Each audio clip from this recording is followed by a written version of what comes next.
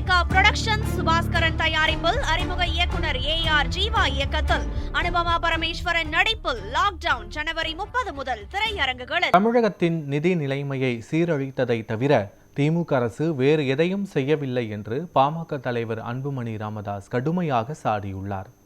இது தொடர்பாக அவர் வெளியிட்டுள்ள அறிக்கையில், மத்திய அரசின் தலைமை கணக்காளர் அலுவலகம் வெளியிட்டுள்ள புள்ளி விவரங்களின்படி டிசம்பர் மாதத்துடன் நிறைவடைந்த 2025-26 நிதியாண்டின் முதல் 9 மாதங்களில் தமிழக அரசு 1.39 லட்சம் கோடி ரூபாயை சொந்த வரி வருவாயாக ஈட்டியிருப்பதாக கூறியுள்ளார்.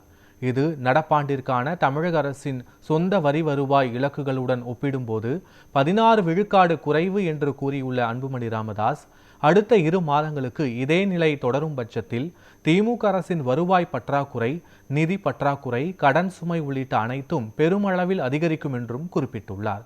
கடந்த 5 ஆண்டுகளில் தமிழகத்தின் நிதி நிலைமையை சீரழித்ததையும், தமிழகத்தை இந்தியாவின் மிக அதிக கடன்கார மாநிலமாக மாற்றியதும் தவிர திமுக அரசு வேறு எதையும் செய்யவில்லை என்றும் அன்புமணி சாடியுள்ளார்.